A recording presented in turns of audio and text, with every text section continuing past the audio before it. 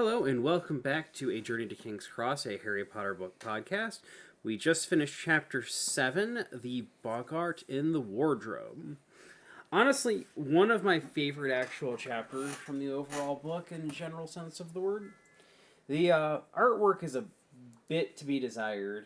The mummy is not one of the more interesting or unique creations. I honestly would have loved to have seen Severus Snape crawling out of the cupboard. Yeah, I honestly feel like that would have been, because it's so much more important and impactful for the over course of the story, since it seems abundantly clear that Snape is very angry over the course of at least a couple of chapters about the entire boggart situation. I'm gonna be honest, I'm having conflicting memories here of knowing it was always a mummy, but also vaguely remembering it being Snape in the vulture hat and everything. The mummy is mentioned, it's talked about, and that's it. No, I mean, but yeah, I know, but I mean as the cover art, or as the chapter art, I have a vague recollection of it being Snape in the dress and everything. I know it's not. I'm like, no, I think it was always the mummy, but I can see the sketch of it, in this art style and everything. You're not thinking of the illustrated copy? I haven't seen the illustrated copy's got a different artistic style. Mm. Actually, nope, never mind. I don't think it ever has been, because I forget that the art for... I'm just picturing the movie, but in an art form, because I forget that there's Snape is a really weird looking Snape.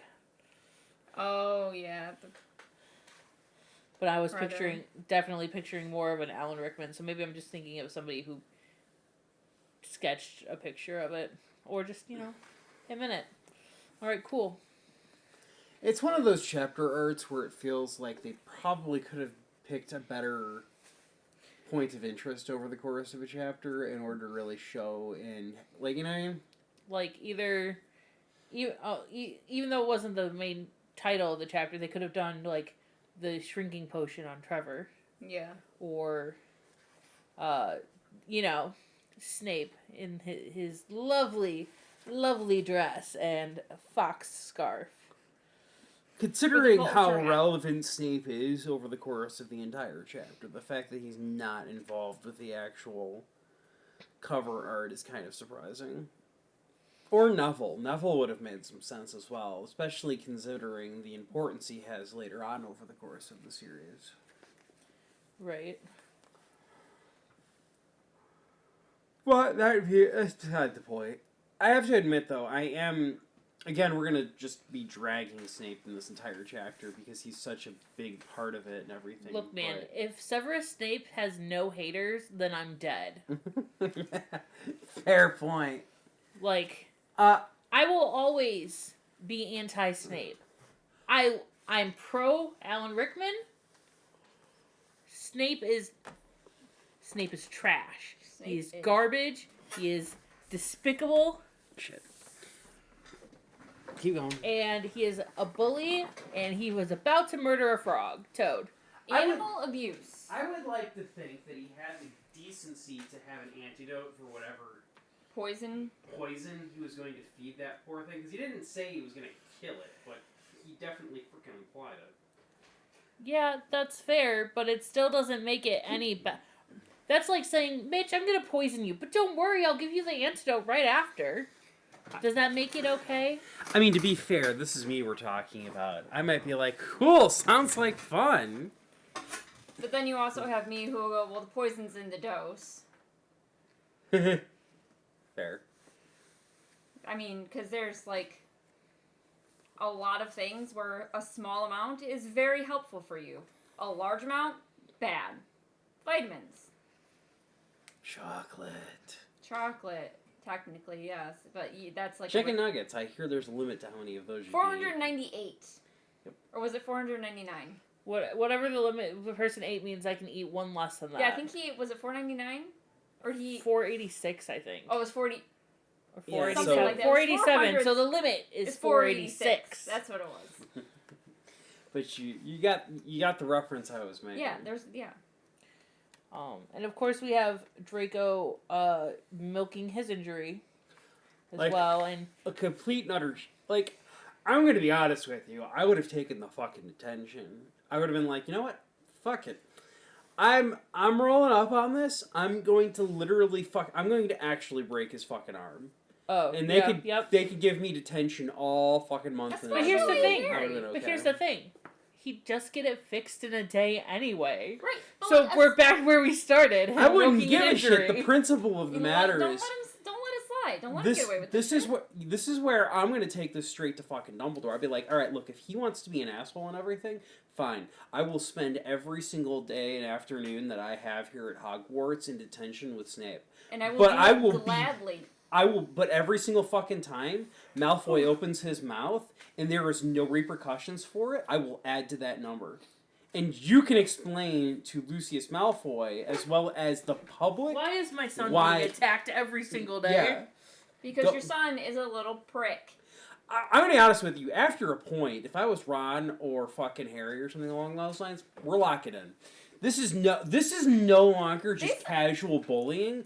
This is, you are actively making my life miserable, and now you are fair fucking game as far as I'm concerned. They are surprisingly lenient throughout this books with Malfoy's bullying, because, like, this year, okay, we're reading through this chapter, and in real life, my mom is healing from a broken wrist. She's on week 5, post-surgery.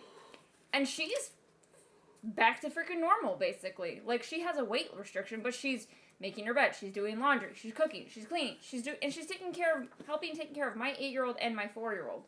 Man, you mean to tell me that this fucking 12-year-old with a magically healed scratch can't slice his fucking caterpillars?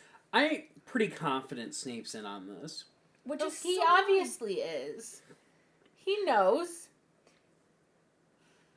That's part of the reason I would be so... Like, this book specifically with Malfoy, I'd be so many levels of ready to throw down. We don't get to it, but, Care of Magical Creatures becomes an inhumanly boring class thanks to Malfoy being a prat. Flobberworms. And all I could think to myself is, I would be gossiping the hell out of the group. I'd be like, this is because Malfoy's an asshole. We are stuck studying the most boring-ass creatures known to magical kind.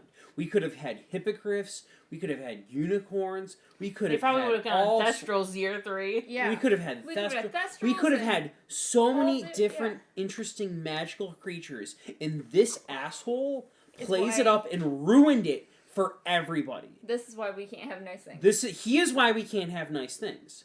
He is... dude, Malfoy's popularity makes no fucking sense to me as a person. The entire school outside of Slytherin's diehard fucking, Voldemort supporters should hate his fucking guts. They really should. I'm pretty sure they do. It's just like, what are you gonna do against one of the theoretically richest people at the school? Take him down. Elbow check him in the room. Eat the rich! Stun him. Dude, Severus Snape went toe-to-toe, as far as I'm concerned, with James, who would have been the richest kid in their class and stuff along with a regular basis. Sirius was probably actually the richest kid in their class. But you get the Snape general... went toe-to-toe with them. You get the general gist of it. Snape didn't take any fucking shit, and he shouldn't expect other people not to take any shit while in a similar situation. It's probably a situation of... If I ignore him, he won't bother me. If I ignore him, he won't bother me. If I ignore him, he won't bother me. That is a lie, based off of the fact that Malfoy is one of the recurring antagonists throughout the course of the entire but he has his favorite victims. Yeah. So bullies are going to stick to who they can bully the most. Which is wild that Neville doesn't get more of a spotlight in that department, because he was such a big target in book 1. I really, if I was Harry at this point, I agree. I would be like, alright, you want to go? You want to throw down Malfoy? Neville's Let's go. too easy of a target. That's not really how that works as a bully. Yeah, because I can promise you this, how easy a target is not, makes it just It's more fun for them. It's more fun for him to mess with Harry. Because Harry's supposed to be the popular one. He's... Harry shoots himself in the foot when it comes to his popularity. When they're popular, I feel like when you're the popular one, you're more immune. Typically. Yeah. They're rivals. Harry is such a well-known person inside of the universe and isn't treated like that unless it's plot relevant. Yeah. And to be Otherwise, fair, he's treated like a normal kid. to be fair, it's not technically quote unquote bullying as much as it's harassment, verbal harassment. All right. Well, we don't stand for harassment. Yeah, I know. I feel As like, a woman, I would imagine that was the only type of bullying that you'd have to really worry about. Whereas guys could be physically beaten and kicked and tripped and stuff. So you should be more sympathetic because this is the sort of shit that you girls could have potentially been enduring during school. I was bullied in school. What are you talking about? I didn't know you in school, so I wasn't going to make any assumptions. I We also talked about it. I was definitely bullied.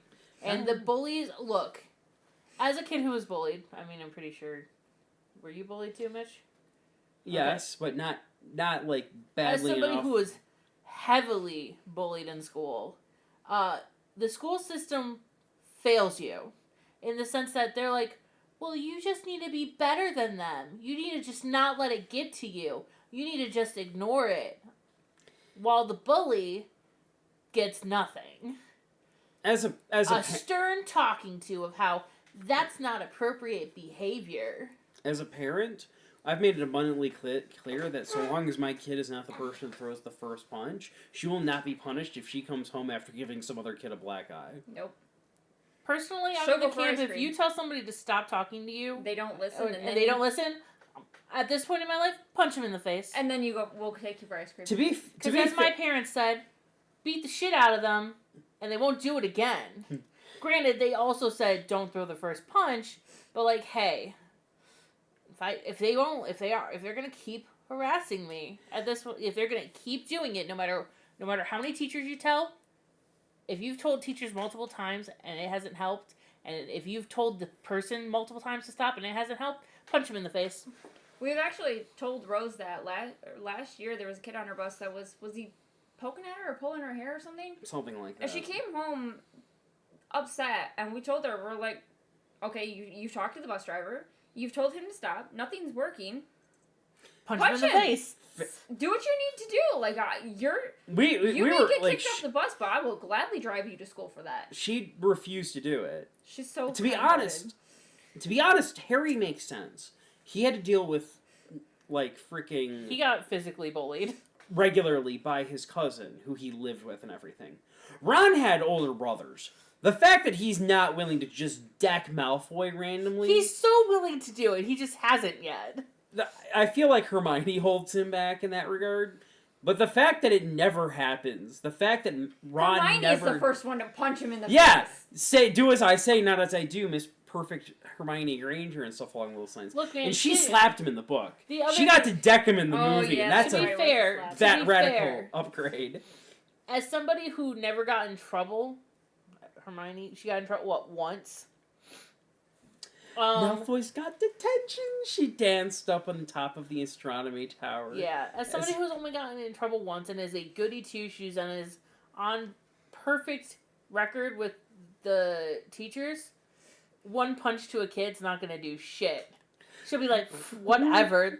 And now, as for two boys who regularly get talked to by the teachers and have done several things that have almost gotten them expelled, they're gonna get in they can't just go out around punching people. This is the part where I'm just sort of like, Hermione could have decked him and been like, who's gonna believe you? What? You got slapped by a girl? What? I would Never. never. As she covers her mouth with the red fist that she used to punch him with. I would never do that. Please ignore the bruising on my knuckles. I was writing stuff down so hard last night. Yeah, that's exactly it. I'm gonna be honest though, like if I had dealt with even half of the crap Harry had dealt with just this year alone when it comes to Malfoy, I would be hexing his ass every single chance I got. Like my wand would be out behind my back, and I'd do like a scratching motion and be like, Petrificus, bam, right in his back, and he's getting dragged by his cronies. Because you can't tell me these schmucks know the fucking counter curses to the jinxes and curses they throw around. Right. Or care to remember them anyway. Yeah, that'd be free. Oh, dude, Malfoy's life... Crab and Goyle don't know shit. Malfoy's life should have been fucking miserable Especially after pulling his pulling some of this shit. Especially this one, because I had a thought, and I haven't had a chance to say it yet, but, like, Harry went through a worse injury last year. Yeah, when he lost the bones in his arm, he was still, like, we didn't hear him, like... He went right back to class the next day. Yeah. Like, look, my bones are back, let's go! So, like, I get it, hey, Malfoy's milking it, but, like, I really feel like someone should have been throwing that back. Like, Harry lost all the bones in his arm last year. I guess you could say nerve damage, maybe. But, like... He didn't even get a broken arm! Like, Harry had nerve damage! Yeah! No, his nerves were fine. No, they weren't! The bones that were gone. His nerves were frayed. If you had to deal with frickin' Lockhart the entire year, your nerves would be shot. Wrong kind of nerves, man. Details.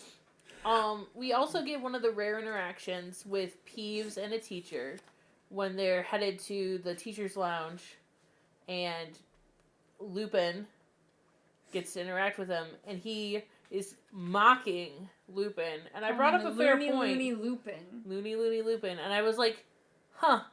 You know, they even mentioned that, like, he didn't give the normal kind of respect, the slight respect that he does to Lupin as a professor. And I brought up the point, like, maybe it's because he remembers that Lupin was one of the Marauders. We had a bit of back and forth during this, because we were just sort of like, wouldn't that mean that he would know how to cause more havoc? He would give him respect for being one of the Marauders. I'm like, nah, it's Lupin. He was a stick up his ass. He was the Hermione of the Marauders. He openly admits later on, yeah, he made me like a prefect and everything to help manage my friends and everything, and I failed at it miserably, in a tone that suggests he had no issues failing at that miserably. All I could think to myself is, this could have gone one of two ways. Either he knew he was a Marauder and figured he could push buttons, or he didn't think that he was up to snuff, basically, and could get away with it. Either way, you don't screw with a Marauder. You know, it does make me think, also, to, like, Book 5. What was the point? The contest was between Ron and Harry for Prefect? Like, the only reason Ron became Prefect, Dumbledore said, was because Dumbledore had concerns with Harry. Having too much on his plate. But, like, I'm sorry. Ron? Like, I'm sorry. Dean probably would have made a better prefect. Yeah. Not Seamus. He's too explosive. Even Neville would have been a better choice than Ron, I think. Except for Neville has no... Well, no. Neville I feel like Ron having that feather in his cap probably helped with his self-esteem, though. Especially considering his family. Here's the thing. Neville would have been a great prefect, except Neville doesn't have balls, alright? Neville... He stood up to his friends! Yeah! That was the time! That takes the greatest amount of courage. We learned that in Book 1. Yeah, congratulations. You did it fucking once. We never hear him standing up to Malfoy again. We never hear him standing his ground against anybody. Until Book 7, when he finally gets massive balls. And starts actually acting like the person you'd think he would have been. It's because he got being hot. Part of the DA. That glow up, man. Does a lot for a person. That's the actor, not necessarily the interpretation from the book. He still could have been pudgy in the book for all we know at the final year. But I think they did mention he looked a little bit thinner since the last time they saw him, mainly because he probably wasn't eating as much while at school. Because you're constantly getting tortured in his 7th year. Sounded like he just sort of was just inside of the school itself, basically playing guerrilla warfare after a certain point. Yeah. Considering how many people were inside of the room of requirements. Well, right. It kind of seemed like eventually people started snapping and started hiding in the room of requirement. And we're like, alright, folks, it's official. So, officially, we have 30 students in the school now. But unofficially, there's like 80 kids wandering around somewhere. We don't know where they're at. Yeah, they keep... They're in the school, and they we don't know where. And they keep fucking with the corals and the headmaster for some fucking reason. No idea why. But, we also get the easiest 55 points that Gryffindor's ever earned. Like, all they had to do was just fight a boggart. Or answer some questions. And Lupin's like, yep, everybody gets points. Good job, guys. And Harry and Ron are like, wait, we didn't do it. What? You answered my questions earlier. Congratulations. He seems a lot more giving with the points, but after we see, I think it was in Book 5, when Molly runs into a boggart of her own, you can kind of understand why dealing with one, especially as you get older, might not necessarily be the easiest of things to deal with. Yeah. Because that's a real adult fear right there, is seeing your family dead in front of you, basically. Especially when you know Like, there's a war going on. How do you turn that into something not scary? Yeah, how do you make that funny? Yeah, or like, you know, past due rent bills, eviction notices, getting fired from your job. Those are the real fears, man. That's A the desk job, according to Newt's commander. I can't really blame him on that one, to be Yeah. honest. As much as I hate my frickin' factory job and stuff along those lines, I don't know if an office job sounds much better, personally. I want a stay-at-home job where I have to do minimal work but get paid lots of money. Yep. That does sound nice. Good luck finding that, though, in this economy. True. At least I have a job. Yay. Look, man, those poor penguins. They have to pay taxes now. Oh, don't worry. The whole tariff thing got rescinded. They're okay for right now. They're okay for right now. But Until- like, man, what secret wealth are the penguins hoarding? I mean, I know they've got some pretty nice pebbles, but like, You're looking a little confused. But Yeah, one of I the think I missed islands, something. one of the islands' president. nothing's there except for penguins. Yeah. Oh, that's right. Yeah, That's right. like the whole area of islands. It's like, an he's like this. uninhabited point. Yeah. Island. Yep, I remember hearing. And about I'm that. like, are we just stupid now? Like, are we Sorry, just stupid? we were just hanging out with some friends who was telling. We were talking about the Detroit Zoo and the penguinarium. So for some reason, I was immediately thinking about the penguins at the Detroit Zoo. Yep, they're getting taxed now too. Gotta tax them penguins. Anyway, I didn't take We the get- bus. I digress. we get down to the point where Neville, of course, has the signature moment with the boggart and everything. And that's still... Seeing Alan Rickman in drag is never That not had to going be a great Oh, it's such a great shooting day. to... I love in the movie when Lupin's like, after hearing Neville describe his greatest fear, Snape, Lupin's just like, ha, yep, scares us all. I didn't I catch. just want the cracker. I don't Did want they the say cheese. it in the movie or in the book that Lupin responded like, "Yep, Snape scares us all"? Yeah, They movie. did. I think Was it yeah. movie only? It was movie only. Yeah. He also... Yeah, because he didn't tell... He didn't, in the movie, he interrupts Lupin and says, "Don't worry, we'll see it. You don't have to explain what her Or appearance is." interrupts Neville? Yeah. Because Neville also makes a comment about not wanting the boggart turned into his grandmother as Yeah. well. Can't say I I blame don't him. want to turn into her either. And of course, Harry's got some pretty good self-actualization of like his fear. Like, Voldemort? Should I be scared of Voldemort? Yeah, I guess I'm kind of scared. Nope, Dementors, scary as fuck. It was funny. I was looking up because towards the end of the lesson, like the boggart flashes through a bunch of fears, and there was like what was a bloody eyeball, Mhm. and you guys had made a mention like, what is that a representation of? So I was trying to find it, but I couldn't find it. But there was quite a list of people who are actually scared of. Like their greatest fear is Voldemort. Like if they were faced with boggart, that's what it shows up as is Voldemort.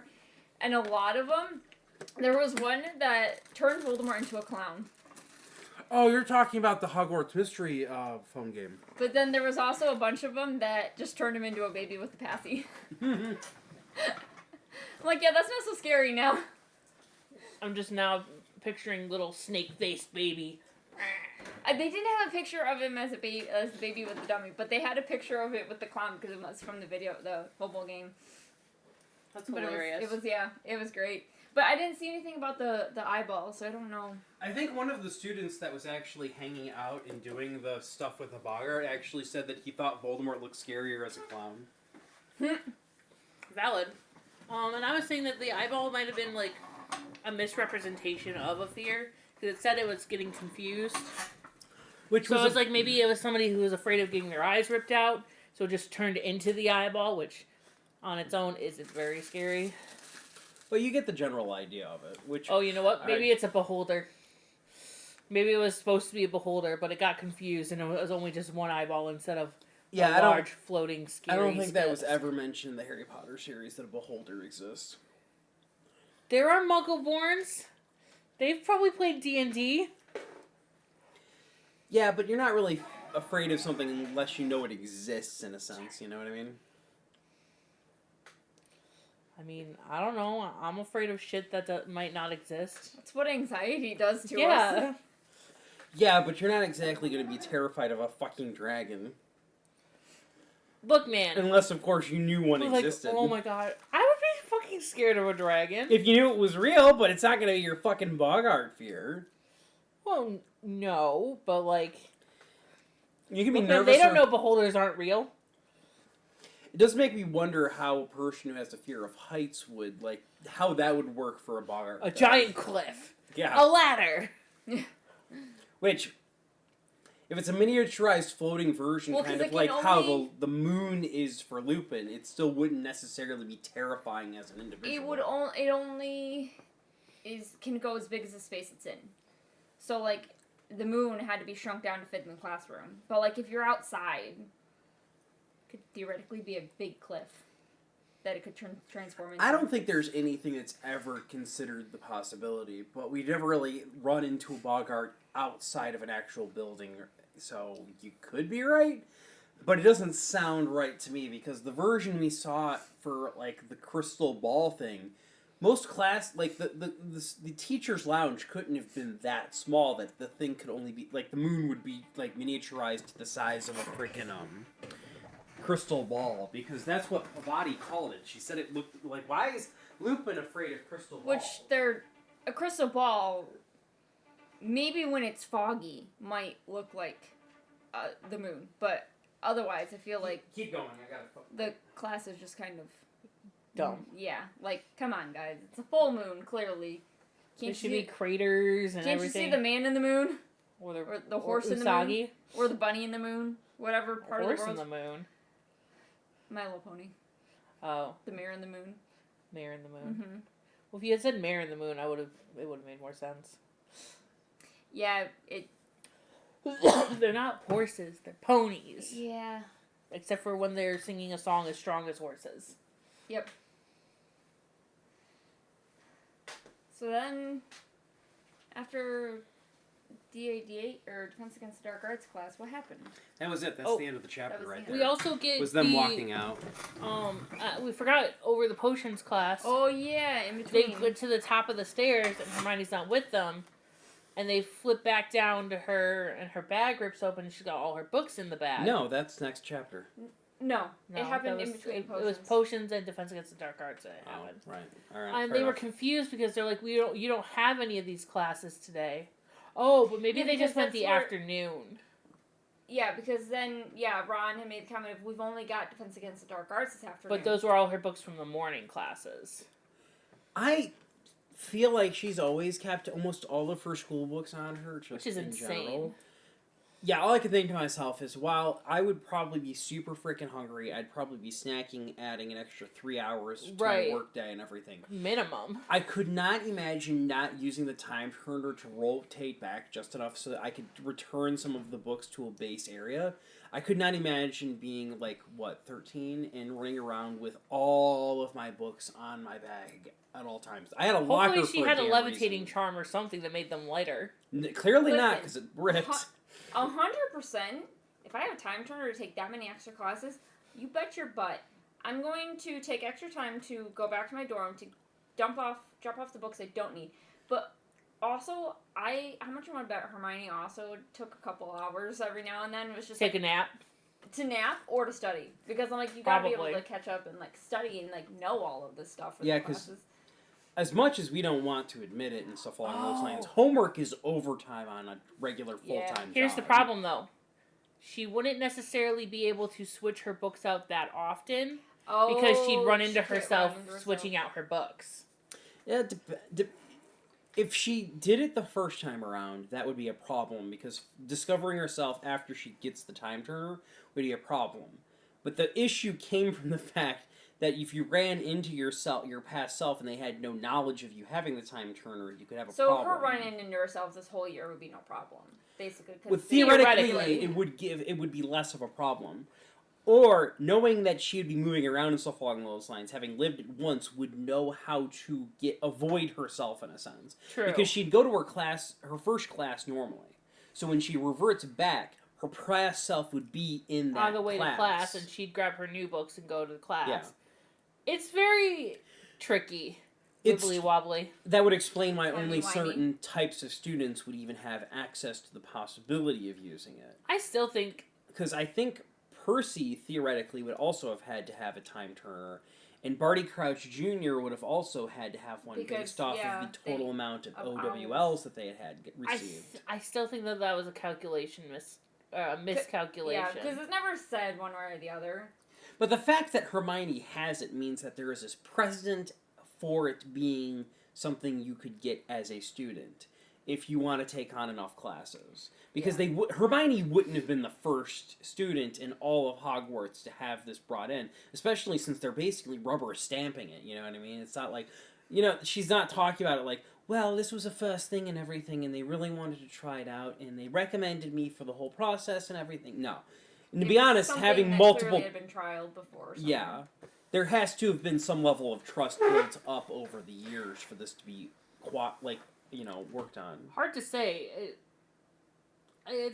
We don't get enough information about it. I still it's all speculation. Want to go off she was the first one to have ever done it, but speculation because we'll never know. Yeah. So. Because even though no matter how hard Percy goes in his classes, I just can't see him doing it. No. I can't see him not abusing it. For Sneak power. Off with Penelope. No, not for that, maybe. But more for the making sure he could... No, because here's my theory about why Percy definitely never had one. Imagine all the times that his siblings got in trouble. If he had a time turner, he would not be able to... I don't think he'd be able to resist he'd want to going back stop him. And stopping them. Or alerting a teacher that something was going to happen. You say that if you don't realize that he's such a stickler for rules and authority, that if they explicitly told him he is not allowed to interfere with past things, that he wouldn't stick to that like frickin' glue. Yeah, but he directly goes against Dumbledore because he believes in the Ministry's rule of law so thoroughly that he tries to get Ron to stop being friends with Harry, basically. He is so committed to the rules and everything, and it's only because Hermione Granger has that small little wiggle room that gets brought up in year one and everything that she explicitly is okay with using it. And even then, Dumbledore had to nudge her in that direction for her to even really consider it an option to help Sirius Black. But as soon as he did, she's like, oh, of course, duh! But you get the idea. The people that are probably given this are very specific types of character that they know for a fact aren't going to do any serious damage, who will obey the rules as written. That's fair. You would not give this to Fred and George. Well, duh. There's already 2 of them running around. Could you imagine having there be 4? Hell no! They'd cause even more trouble. I'd like to believe that, this is probably not only something at least decently rare, it's probably only given to maybe 1 student out of each class here, at most. Yeah, that's fair. But, anyway, I don't think I have much more for this chapter. I don't think so either. You got anything else to say? Snape is an asshole. Professor Lupin is amazing, and he really should have been Harry's father figure, in my personal opinion, especially based off of how much work he puts in during this book specifically. Yeah. Don't get me wrong. I love Sirius Black. He's honestly one of my top 10 favorite characters. But he's really more of that cool uncle. Rather than what you would expect to go for father figure stuff. It does kind of baffle me, having going through book 4 with another podcast that I've been listening to, where they're like, yeah, you could totally get in contact with somebody about your scar. Maybe talk to a teacher who was a really good defense against the dark arts individual. And Harry never once out of the entire book 4 thinks to maybe talk to freaking Lupin about this, who he was actively talking to about all of his problems and stuff during this year and everything. Between, like, the Dementor shit, like, comments about, like, Sirius Black and stuff along those lines being, you know what I mean? Like, Lupin had his back while he was a freaking teacher, basically. The fact that he isn't one of the first people that Harry thinks of and stuff along those lines in terms of information and stuff is kind of wild to me. He only gets to be the person Harry goes to after Dumbledore and Black are both dead. And then he starts talking to Lupin like he's an actual expert. And by that point in time, Harry's practically an adult and already dealing with enough crap on his plate that he is an adult as far as I'm concerned when it comes to being an expert in this shit. Yeah. But that's beside the point, and I really don't have anything else to really add for this overall chapter. So, like, subscribe, show back, yeah, that too. Show back up on next Sunday at noon for our next episode. So, in the meantime, please. You can find me on social media at Luna's Creation Corner. I've been a little absent lately, but I hopefully will get back up. She was sick. We'll let it slide. For now. You can find me on YouTube at Brandywine Stitches or the rest of the socials at Hockeytown Candle Co. Cole Sanders, Twitch currently and stuff along those lines. We'll see if I add any more to that and stuff. Still running our way through Persona Reloaded and stuff, and I still occasionally play Dead by Daylight and Fortnite. And anyway, see you next time. Keep your wands at the ready.